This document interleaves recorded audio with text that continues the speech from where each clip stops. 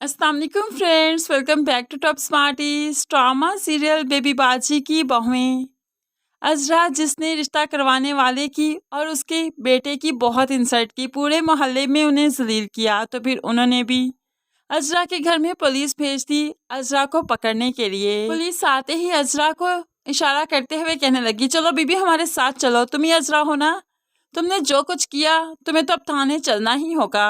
लेकिन ये भी अजरा है, पुलिस वाले आए या कोई भी आए किसी की बात नहीं मानेगी, इसलिए वो थाने तो नहीं जाएगी। लेकिन यहाँ पर पुप्पो बेगम, जिन्हें मौका मिल गया जमाल के कान भरने का, उसे दुकान पर फोन करती है और कहने लगी, देखो अब तुम्हारी बीवी के पीछे पुलिस भी आती है इस घर में।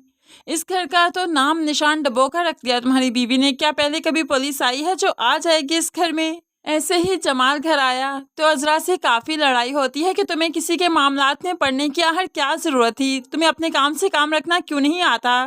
अब देखा ना कितनी बड़ी मुश्किल में फंस जाती तुम। अजरा को बहुत गुस्सा है पुप्पो पर। अगले रोज जब जमाल दुकान पर गया तो पुप्पो के पास आ गई और लड़ते हुए कहने लगी, क्या नहीं दिया यहाँ पर आपको, इज्जत दी, खाने को दिया, कपड़ा पहनने को दिया, छत दी, और क्या चाहती हैं आप तो फिर फैलती ही जा रही हैं।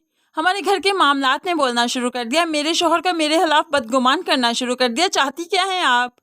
अब यहाँ पर पुप्पो तो टसवे बहाने लगी, तो फरहत जो कि अजरा का रवैया देख रही थी, इसलिए तो फौरन से पहले उसे यहाँ से खींचते हुए ले गई, चलिए अजरा भाभी मेरे साथ, आप बहुत गुस्से में हैं। लेकिन अजरा तो जाते जाते भी पुप्पो को बातें सुना रही थी, तो पुप्पो भी चीख कर कहने लगी, नहीं फरहत, इसे यहीं पर रहने दो, इसे कोई हथौड़ा दो, मेरे सर में मारे, मेरी जान ही ले ले, इतनी बातें सुनने से बेहतर था कि मैं मर ही क्यों नहीं गई। इतनी जिल्लत, इतनी इंसल्ट कर दी इसने मेरी। अब तो बहुत रोने लगी पुप्पो, और ये आंसू भी तो मगरमच्छ के आंसू हैं जो कि अजरा को जलील करने के लिए ही बहाए जाएंगे। तभी तो जब जमाल आया तब पुप्पो आंसू बहा बहा कर रो रो कर बताने लगी कि अजरा ने आज किया क्या। पुप्पो तो अपना बैग पैक करने की एक्टिंग करने लगी कि मुझे यहाँ पर नहीं रहना, जाना होगा मुझे यहाँ से, इससे पहले कि कोई और मुझे बातें सुनाए। तो जमाल पुप्पो को रोक लेता है, नहीं आप हमारी बड़ी हैं, किसी की मजाल नहीं आपको कुछ भी कहे, अजरा की तरफ से मैं माफ़ी मांगता हूँ, आइंदा आपको यकीन दिलवाता हूँ वो आपके साथ कुछ बुरा नहीं करेगी। अब के बाद जमाल और अजरा में फिर से लड़ाई होगी पुप्पो को लेकर।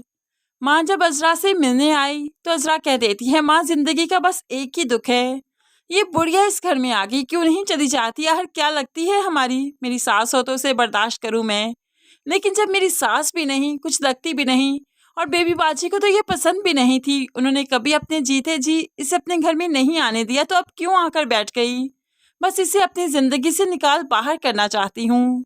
दूसरी तरफ अस्मा जो कि बुटीक में रोज रोज की चोरियों से परेशान हो चुकी है, इसलिए तो अजरा भाभी के सामने डिस्कस किया। तो अजरा कह देती है, ये सब कुछ सायरा कर रही है, तुम्हें कहा था ना इसे अपने कारोबार में मत लेकर जाओ, अब देखो ना, इससे पहले तो ये सब कुछ नहीं हुआ करता था तुम्हारे साथ, शादी ऐसी नहीं है।